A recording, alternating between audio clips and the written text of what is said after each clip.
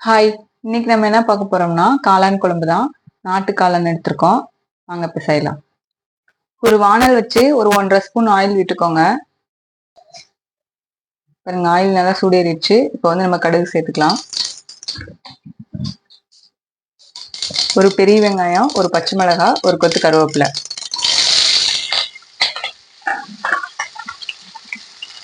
இதோடு ஒரு தக்காளி எடுத்திருக்கோம், அதையும் சேர்த்துக்கலாம்.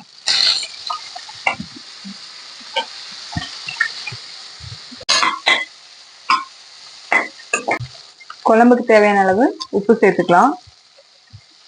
ஒரு ஸ்பூன் வந்து இஞ்சி பூண்டு பேஸ்ட் சேர்த்து நல்லா கிண்டி விடுங்க எல்லாம்.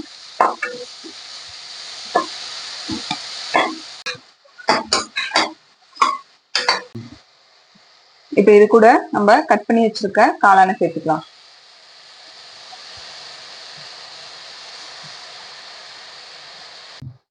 அடுத்தது நம்ம தேவையான மசாலா எல்லாம் போட்டுக்கலாம். ஒரு ஸ்பூன் மிளகாய் தூள், 1.5 ஸ்பூன் மல்லித்தூள், 1/4 டீஸ்பூன் மஞ்சள்தூள், 1/2 spoon garam masala, 1 spoon mutton masala எல்லாம் இதோட சேர்த்துக்கலாம். இப்ப நம்ம குழம்புக்கு தேவையான அளவு தண்ணி சேர்த்துக்கலாம். காளான் சீக்கிரமா வெந்துடும். இது வேகிறதுக்குள்ள நம்ம ஒரு அரை மூடி தேங்காய் மட்டும் துருவி அரைச்சு எடுத்துக்கலாம். பாருங்க, குழம்பு நல்லா கொதிச்சிருச்சு, காளான்லாம் வெந்துருச்சு. இப்ப நம்ம அரைச்சு வச்சிருந்த தேங்காய் பேஸ்ட்டை சேர்த்துக்கலாம்.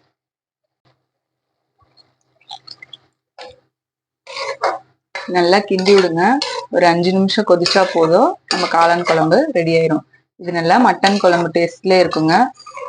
செஞ்சு பாருங்க. நம்ம குழம்பு நல்லா கொதிச்சு ரெடி ஆயிடுச்சு. இப்ப இதோட நம்ம கொஞ்ச நேரம் கொத்தமல்லி தழையை தூவிட்டு ஒரு கிண்டி விட்டு சூடான சாப்பாடு, இட்லி, தோசை எல்லாத்துக்குமே இதை சாப்பிடலாங்க. நீங்களும் இந்த மாதிரி கண்டிப்பா செஞ்சு பார்த்துட்டு எப்படி இருக்குன்னு சொல்லுங்க.